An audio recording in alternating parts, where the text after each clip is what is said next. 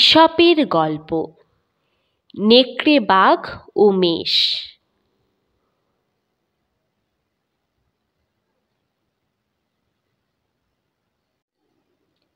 কোনো সময়ে এক নেকড়ে বাঘকে কুকুরে কামড়াইয়াছিল।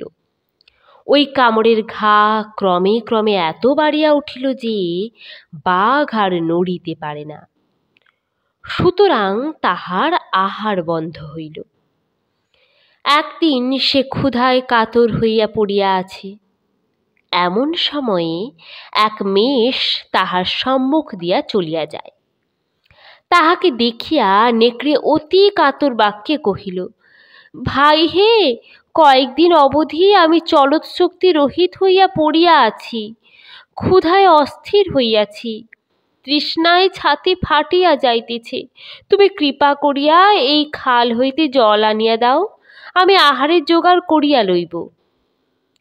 মেষ কহিল, আমি তোমার অভিসন্ধি বুঝিয়াছি, জল দিবার নিমিত্ত নিকটে গেলেই তুমি আমার ঘাড় ভাঙিয়া আহারের জোগাড় করিয়া লইবে। নীতি কথা, বুঝিয়া শুনিয়া চলিলে বিপদ হয় না।